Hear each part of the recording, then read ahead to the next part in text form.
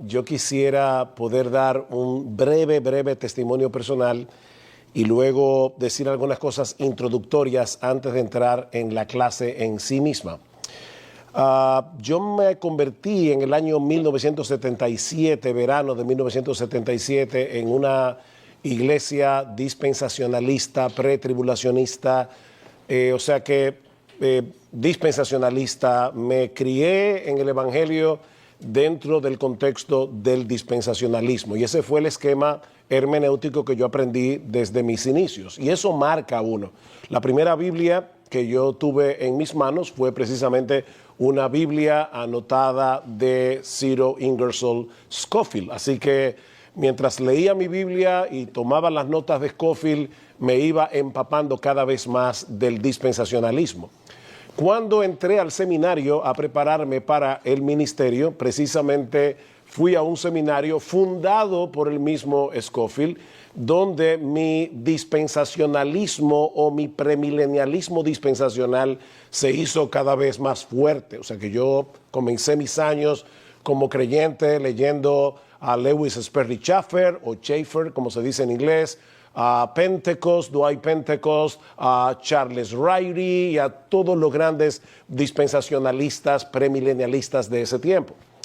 Sin embargo, unos años más tarde yo conocí a unos hermanos que eran reformados y que eran amilenialistas. Y debo decir que el premilenialismo y el dispensacionalismo en mí no solo era un asunto teológico, intelectual, era un asunto emocional. Y lo que quiero decir con esto es que yo, cuando pensaba en alguien que no fuera premilenialista, dispensacionalista, no que no lo consideraba como mi hermano en Cristo, pero para ser muy honesto, sentía como si hubiera una lejanía entre esa persona y yo.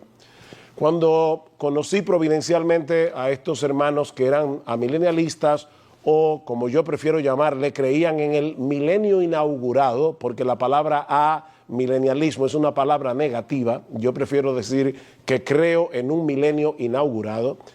Yo me di cuenta que yo necesitaba estudiar este tema con más profundidad. Así que durante unos 3 años me puse a estudiar profundamente el tema del dispensacionalismo versus la hermenéutica de teología de pacto que contiene el amilenialismo.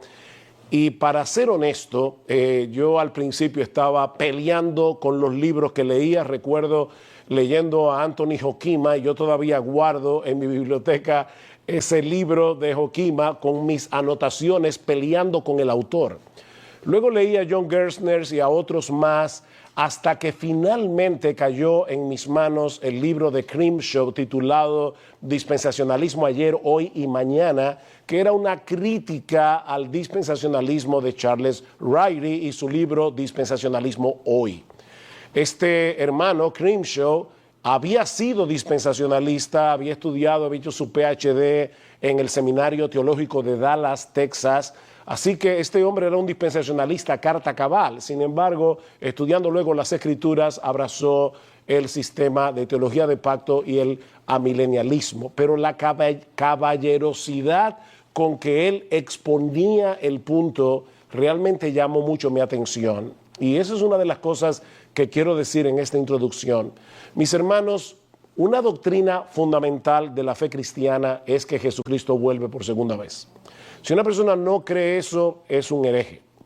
Ahora, que nosotros tengamos diferencias en cuanto a los detalles alrededor de la segunda venida, no quiere decir que si tú eres de una postura diferente a la mía, yo tenga derecho a calificarte como un hereje. Nosotros tenemos que tener amor cristiano a la hora de debatir estos temas y espero en el Señor, y es una de las cosas que he orado antes de dar esta clase, que el Señor me dé la gentileza que debe caracterizar, el amor de Cristo que debe caracterizar a un verdadero creyente a la hora de discutir estos temas. Yo voy a presentar mi postura y evidentemente voy a tratar de demostrar que el premilenialismo está errado. Pero aún basado en mi propia experiencia, Yo no soy iluso para pensar que esta clase de apenas 4 horas o lo que dure va a convencer a alguien para que cambie de un sistema a otro.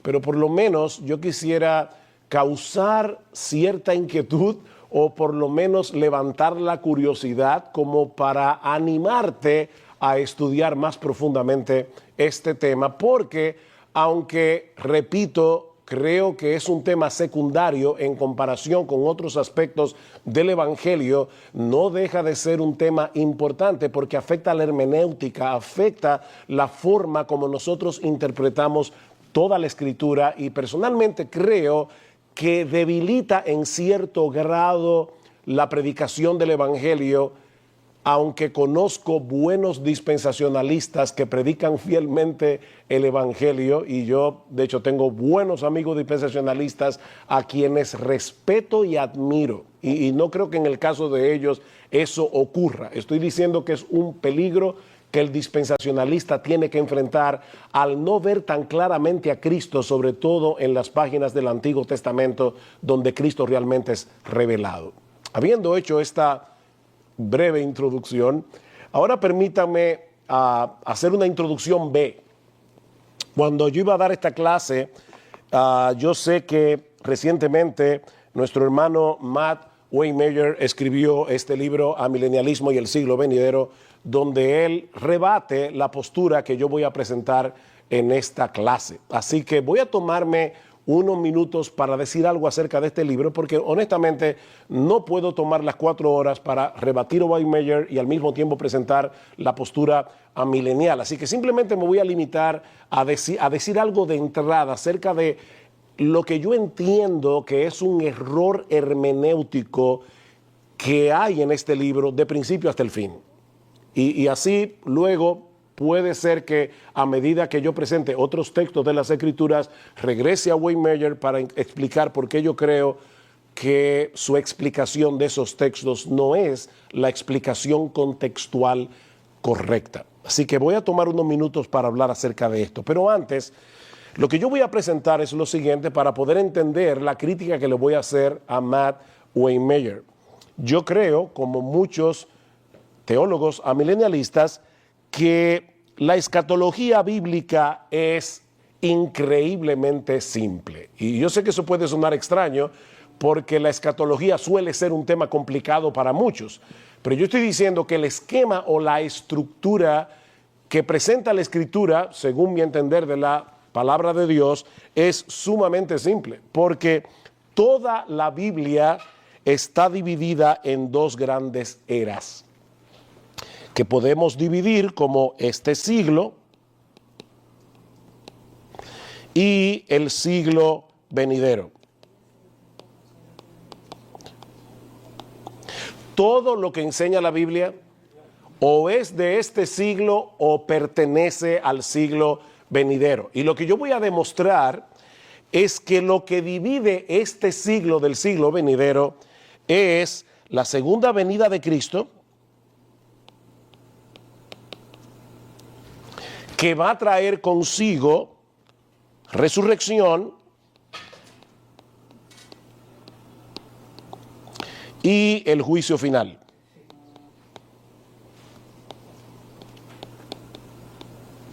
Como ustedes pueden ver, si podemos probar que este esquema es correcto, es decir, perdón, ¿hay algún problema o puedo seguir? Ok, perfecto. Lo que quiero probar es esto. Si este esquema de este siglo y el siglo venidero es correcto, dividido por la segunda venida de Cristo, acompañada de la resurrección y el juicio final, un reino de 1000 años es imposible colocarlo en este esquema. No cabe ni en este siglo ni en el venidero.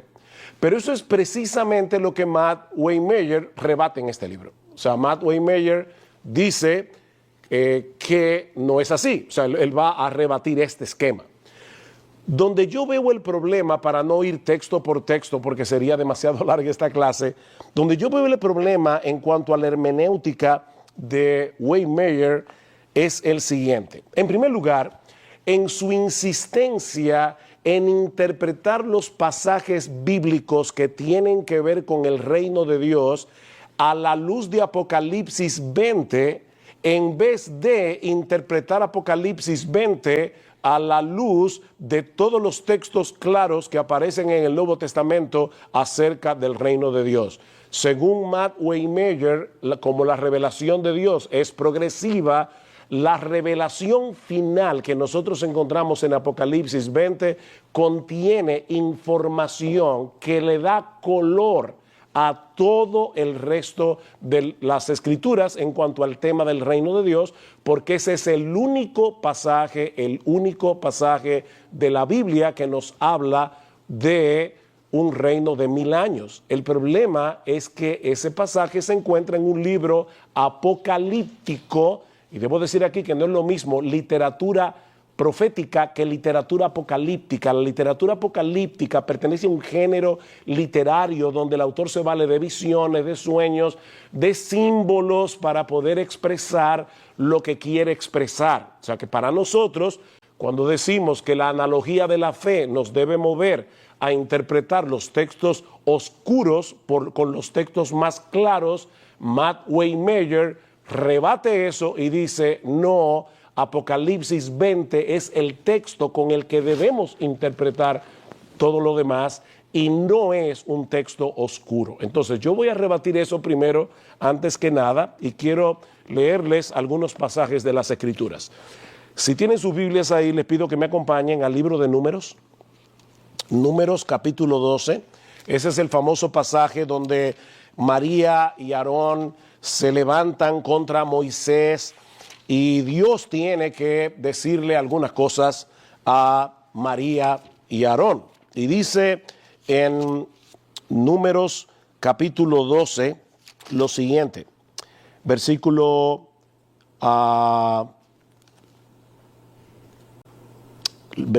6. Y él les dijo a María y Aarón, oíd ahora mis palabras, cuando haya entre vosotros profeta de Jehová, le apareceré en visión, en sueños hablaré con él. No así a mi siervo Moisés, que es fiel en toda mi casa. Cara a cara hablaré con él y claramente y no por figuras, y verá la apariencia de Jehová. ¿Por qué pues no tuvisteis temor de hablar contra mi siervo Moisés? Noten que el autor está comparando aquí lo que es una revelación a través de figuras, a través de símbolos, con la forma clara con la que Dios le hablaba a Moisés. Así que hay una diferencia entre una literatura profética, apocalíptica, llena de visiones, llena de símbolos, y lo que la Biblia revela en prosa en una forma clara y evidente. Apocalipsis 20 pertenece a la literatura apocalíptica. Otro texto, Daniel capítulo 7, que prueba lo que acabo de decir, donde vemos ese contraste. Yo no estoy diciendo que un texto sea más inspirado que otro.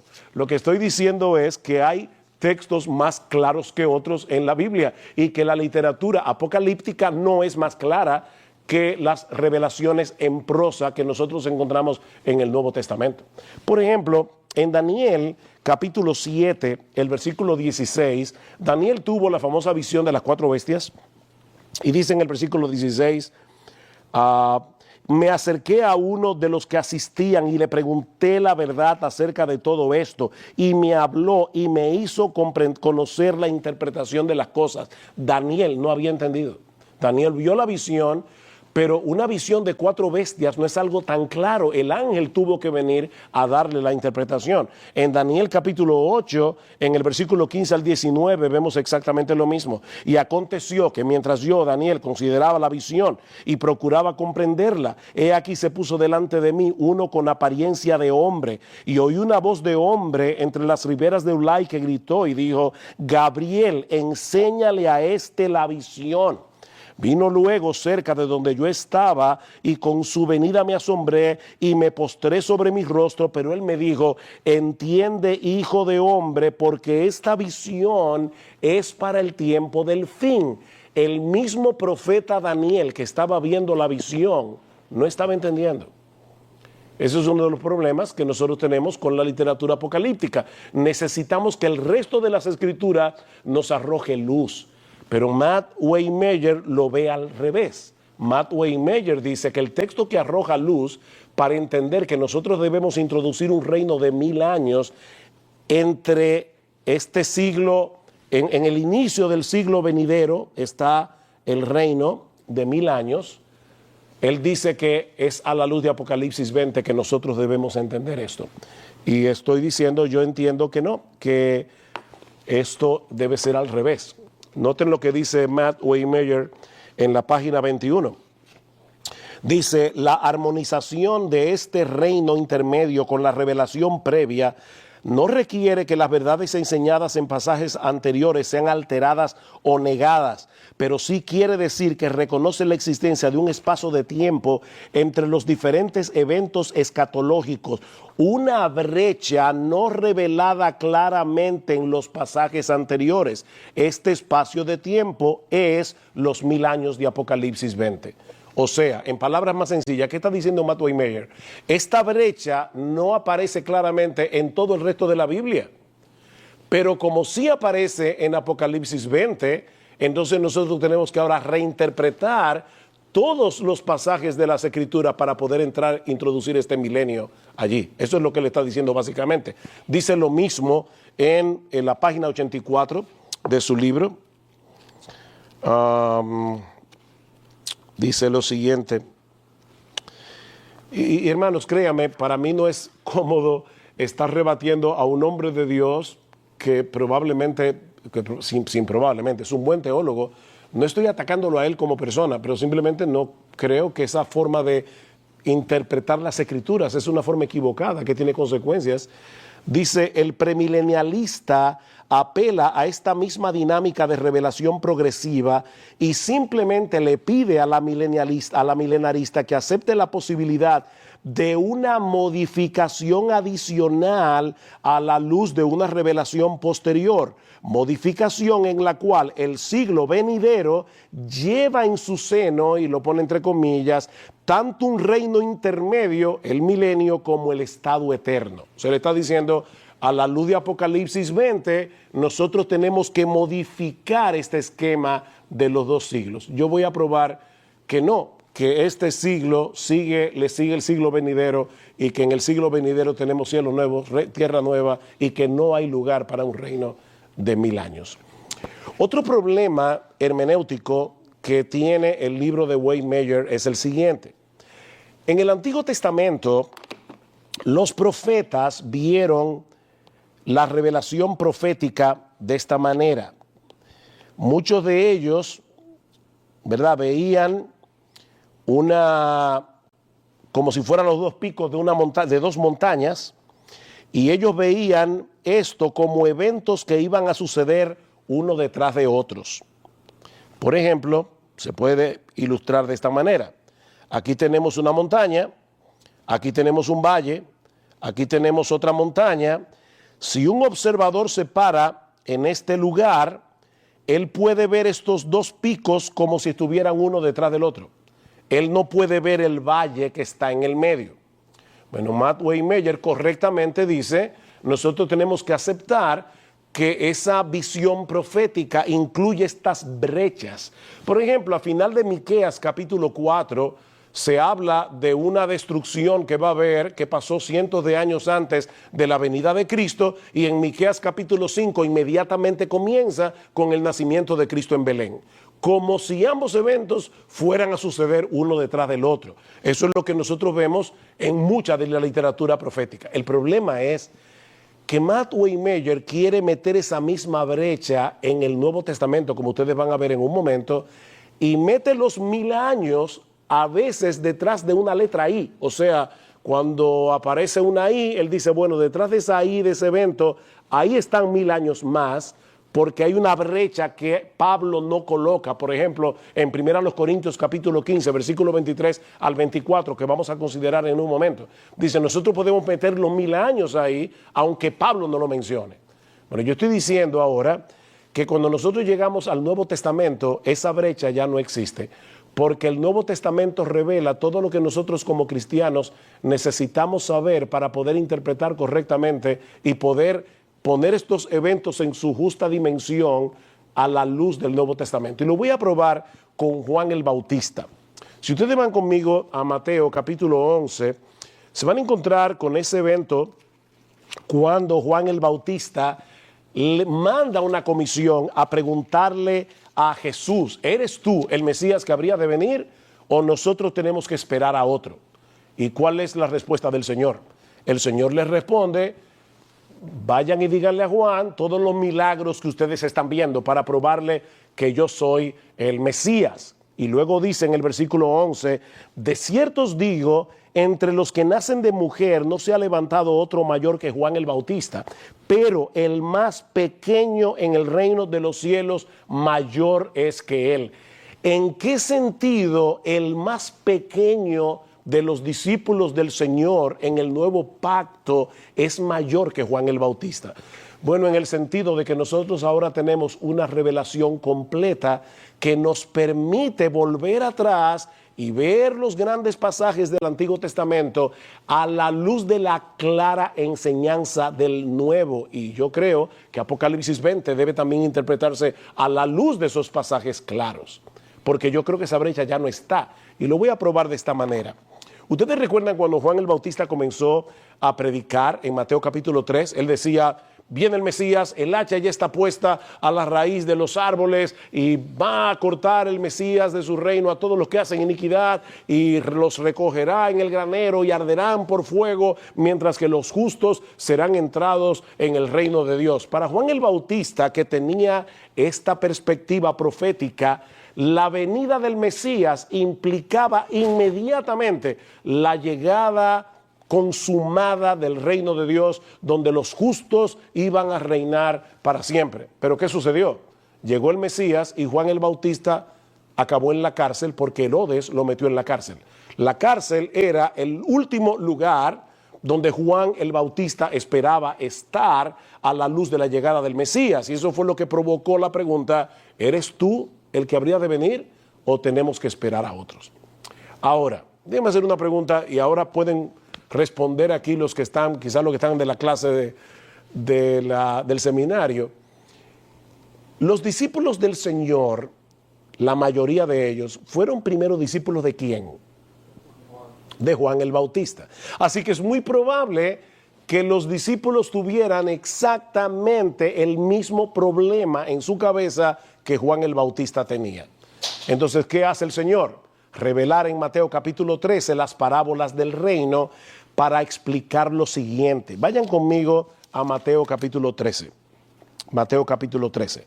Yo sé, mis hermanos, que esta es una larga introducción, pero no quiero ser acusado de que yo no tomé en cuenta y no le di peso a este libro que se publicó, que de hecho me llamó la atención la honestidad con la que Wayne Meyer dice en la página 17 de este libro que los premilenialistas o premilenaristas, como ustedes quieran, no han rebatido en serio este esquema de las dos edades. O sea que él está diciendo: yo he venido a hacer lo que mis compañeros premilenaristas no han hecho, que es rebatir este esquema. Así que estamos rebatiendo el mejor libro que se ha escrito hasta ahora en contra del esquema de las dos eras o de los dos siglos. Mateo capítulo 13.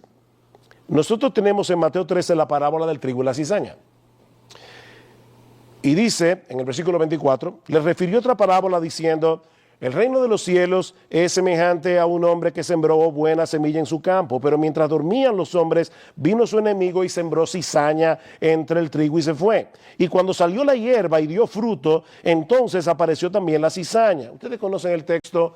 Voy a ir ahora a la interpretación del Señor. ¿Cómo Cristo interpreta la parábola del trigo y la cizaña? Porque los discípulos, otra vez, no entendieron. Y ellos le preguntaron. Y el Señor les responde lo siguiente: entonces, despedida la gente, entró Jesús en casa y acercándose a él, sus discípulos le dijeron: explícanos la parábola de la cizaña del campo. Respondiendo él les dijo: el que siembra la buena semilla es el Hijo del Hombre. El campo es el mundo. Un paréntesis aquí. Yo no sé cuántas veces he oído decir como dice Jesús, en la iglesia hay trigo y hay cizaña. Pero Jesús no está hablando aquí de la iglesia. Es verdad que en la iglesia hay trigo y hay cizaña, pero eso no tiene nada que ver con esta parábola. Jesús está diciendo que en el mundo, no en la iglesia, hay trigo y hay cizaña. Y dice aquí, el campo es el mundo, la buena semilla son los hijos del reino, las cizañas son los hijos del malo, el enemigo que la sembró es el diablo, la siega es el fin del siglo, capten eso ahí que lo veremos después, y los segadores son los ángeles, de manera que como se arranca la cizaña y se quema en el fuego, así será en el fin de este siglo. Recuerden lo que Juan el Bautista profetizó. Viene el Mesías y viene con fuego para quemar la cizaña. Y Cristo dice, sí, pero eso va a ser en el fin del siglo. Enviará el Hijo del Hombre a sus ángeles y recogerán de su reino a todos los que sirven de tropiezo y a los que hacen iniquidad y los echarán en el horno de fuego. Allí será el lloro y el crujir de dientes. Entonces los justos resplandecerán como el sol en el reino de su Padre. El que tiene oídos para oír, que oiga. Esta parábola tiene un gran problema. ¿Alguno de ustedes captó cuál es el problema de la parábola del trigo y la cizaña? ¿Por qué es un gran problema? Si ustedes conocen Mateo 13. Bueno, el gran problema de la parábola del trigo y la cizaña es que no tiene ningún problema. Ahora, ¿por qué eso es un problema? Porque en el capítulo 13, el Señor comienza diciendo, yo les voy a revelar los misterios del reino de los cielos. ¡Wow! Los misterios. Un misterio es una verdad que no puede ser conocida a menos que alguien me la revele, a menos que Dios la revele. Entonces Cristo está diciendo, les voy a decir un misterio, y es que en este mundo, hasta que Cristo vuelva, habrá gente buena y gente mala. No sé qué tiene eso de misterioso, porque eso lo sabemos todos, ¿o no es así? Que en este mundo hay gente buena y gente mala. Entonces, ¿por qué Cristo le llama a esto el misterio del reino de los cielos? Bueno, esto es un misterio por el hecho de que el Mesías vino. Y cuando el Mesías vino, inauguró su reino. Y eso es precisamente lo que Juan no podía entender, que a pesar de que el Mesías ya había inaugurado su reino, digamos que ese es el principio del valle, todavía aquí hay trigo y hay cizaña, y así será hasta el fin de este siglo. Ellos no podían entender eso. Cristo está revelándole a los discípulos algo que ellos no sabían. Y es que el reino de Dios iba a venir en dos etapas. Eso es lo que Juan no estaba viendo. Porque Juan estaba viendo los dos picos uno detrás del otro. El reino de Dios viene en dos etapas. Una etapa de siembra, que es donde estamos ahora. La palabra está siendo predicada. Los inconversos se están convirtiendo al Señor y están siendo entrados en el reino de Cristo, que es el que yo entiendo que es el reino milenial, que se está produciendo porque Cristo reina ahora. Y así será hasta la segunda venida, cuando será la siega y ya nunca más habrá gente buena y mezclada con gente mala en este mundo. Entonces, ese es el misterio. El misterio que los discípulos no entendían y que Cristo no solamente explica en la parábola del trigo y la cizaña, sino en todas las parábolas que aparecen en Mateo capítulo 13. Aquí tenemos una mezcla, a pesar de que ya el rey vino, a pesar de que el rey ya inauguró su reino, pero es un reino inaugurado que no ha sido aún consumado. Entonces, meter esa brecha en el Nuevo Testamento es un problema. Porque no está reconociendo el hecho de que nosotros tenemos una revelación completa que ha cerrado la brecha. Las brechas la tenían los profetas del Antiguo Testamento, como dice Primera de Pedro, capítulo 1, versículo 10. Los profetas que profetizaron de esta gracia destinada a vosotros inquirieron y diligentemente indagaron acerca de qué tiempo indicaba el Espíritu de Cristo que estaba en ellos, el cual anunciaba de antemano los sufrimientos de Cristo y las glorias que vendrían tras ellos. Pero a ellos se les reveló que era para nosotros que Dios les estaba revelando estas cosas. Es decir, que los profetas del Antiguo Testamento no entendieron muchas de las cosas que ellos mismos escribieron. No podían entenderlo porque le faltaban piezas.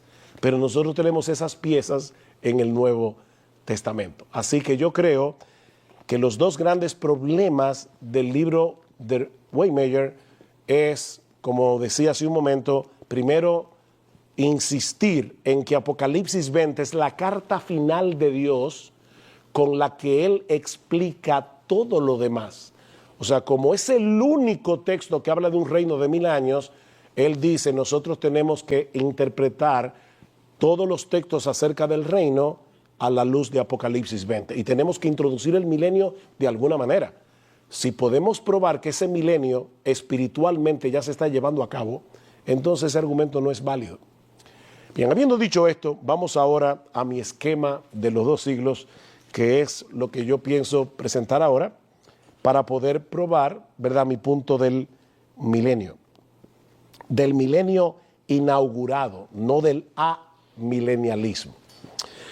Ok, como les decía, son las 6:40, nosotros vamos a detenernos en 15 minutos y vamos a dar un receso.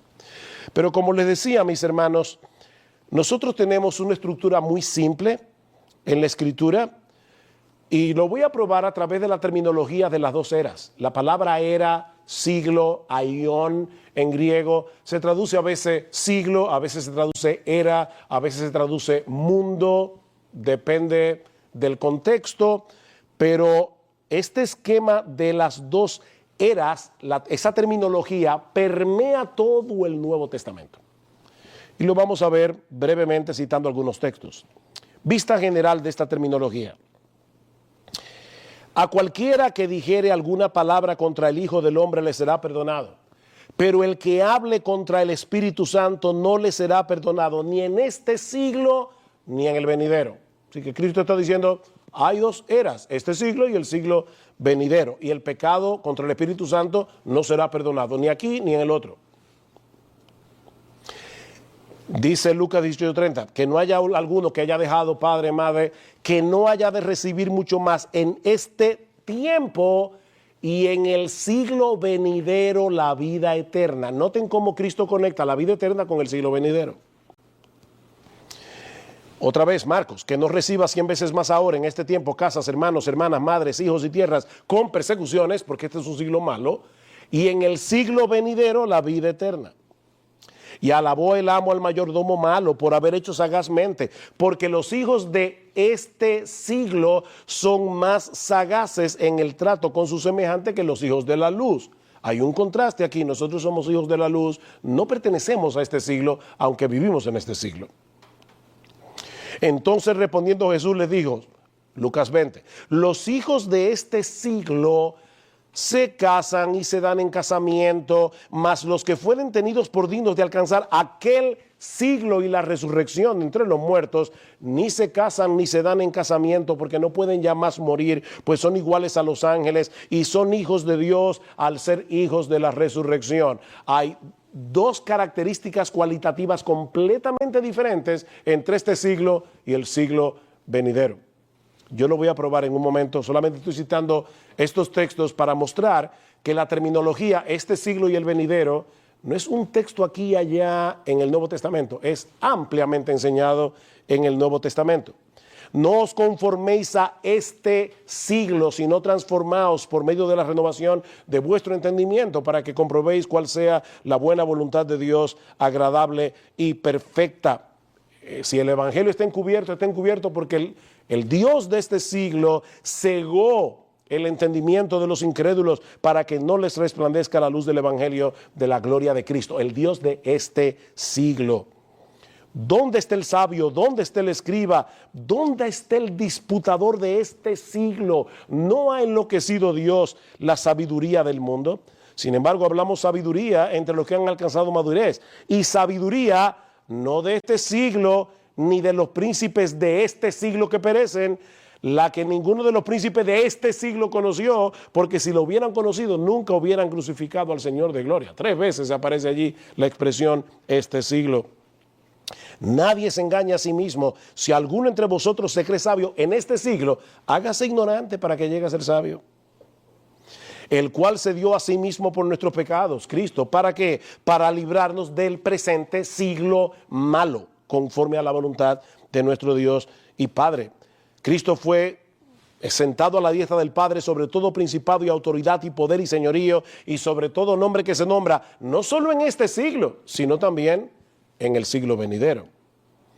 En los cuales anduvisteis en otro tiempo, siguiendo la corriente de este mundo, ahí está la palabra ión, siguiendo la corriente de este siglo, conforme al príncipe de la potestad del aire. A los ricos de este siglo manda que no sean altivos. ¿Y qué deben hacer? Hacer tesoros para lo porvenir, para el siglo venidero, que le echen mano de la vida eterna. Enseñándonos, Cristo vino enseñándonos que renunciando a la impiedad y a los deseos mundanos, vivamos en este siglo sobria, justa y piadosamente. Y asimismo dice Pablo, el autor de Hebreos, algunos que gustaron de la buena palabra de Dios y los poderes del siglo venidero. Yo voy a explicar ese texto en un momento, solo estoy citando los textos para probar que la terminología, este siglo y el venidero permea todo el Nuevo Testamento. Ok, el esquema básico de las dos eras, los dos siglos, las dos edades. Este siglo y el venidero juntos abarcan el tiempo, incluyendo el tiempo sin fin del estado eterno. Es decir, no hay lugar aquí para un reino de 1000 años, porque esa terminología, este siglo y el venidero, abarcan todo el tiempo posible. Y lo vamos a ver muy fácilmente. Mateo 12:32 y Marcos 3:29 y 10:30, que dice que la blasfemia contra el Espíritu Santo no será perdonada ni en este siglo ni en el venidero. Es decir, jamás, jamás. Porque este siglo y el venidero es todo el tiempo que hay. No existe otro tiempo. De paso, Wayne Meyer reconoce eso. Y los premilenialistas, porque no hay forma de no reconocerlo.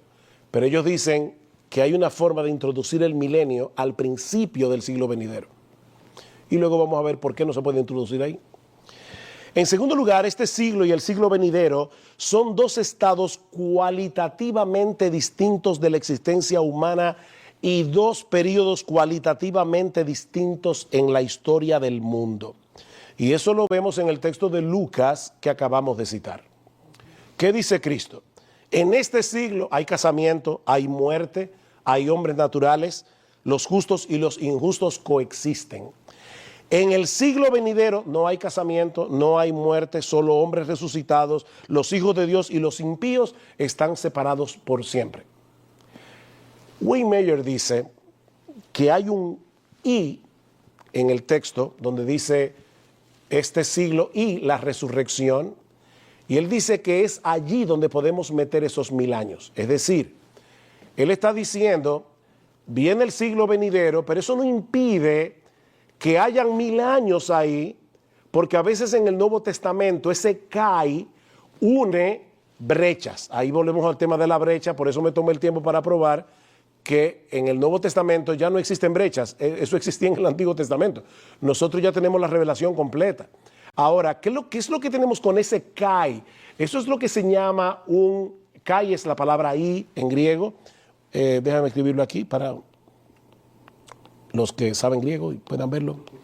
Ese "kai" es un "kai" aposicional. ¿Y eso qué significa? Cuando yo añado una palabra que enriquece la anterior. Por ejemplo, cuando Pablo dice que Cristo ha dado a su iglesia apóstoles, evangelistas, pastores y maestros, no está hablando de dos oficios diferentes, pastores y maestros. Está hablando de un oficio, hombres, dones, que son pastores y maestros. Eso es un "kai" aposicional o epexegético, si quieren hacerlo un poco más, ¿cómo se llama esta palabra? Si quieren ser un poco más pedantes, eso es lo que quiero decir.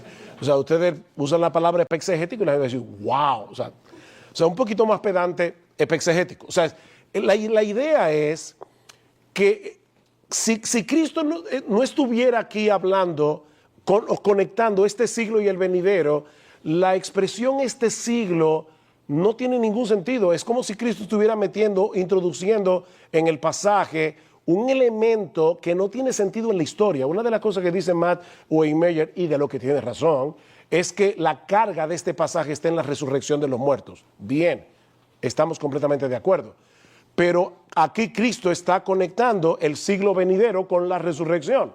Y está diciendo, cuando llegue el siglo venidero, no habrá casamiento, no habrá muerte, no hay impíos, solo hombres resucitados. El problema que esto le plantea al premilenarismo es que en el milenio premilenial habrá personas en cuerpos naturales, no resucitados, que van a tener hijos, algunos de esos hijos van a ser inconversos, por eso Cristo va a tener que regirlos con varas de hierro y al final va a haber un juicio donde esos impíos van a ser eliminados. El problema es que eso no encaja en lo que el Señor está mostrando aquí en Lucas 20. Según Lucas 20, este siglo y el venidero son cualitativamente diferentes. No hay lugar para un milenio con impíos en cuerpos naturales que van a morir, que van a pecar y que se van a rebelar al final contra Cristo en la batalla de Armagedón final. Lo mismo vemos en las parábolas de Mateo 13. ¿Qué tenemos? El reino inaugurado siembra trigo mezclado, hijos del reino con cizaña, hijos del malo, vivimos en condición natural, pero cuando llegue la cosecha, el fin de este siglo, como le llama Cristo en Mateo 13, solo trigo, la cizaña será quemada en el fuego. Condición glorificada, dice que nosotros brillaremos como el sol en el reino de nuestro Padre. O sea, cuando llegue la siega ya no habrá lugar para un milenio con personas naturales.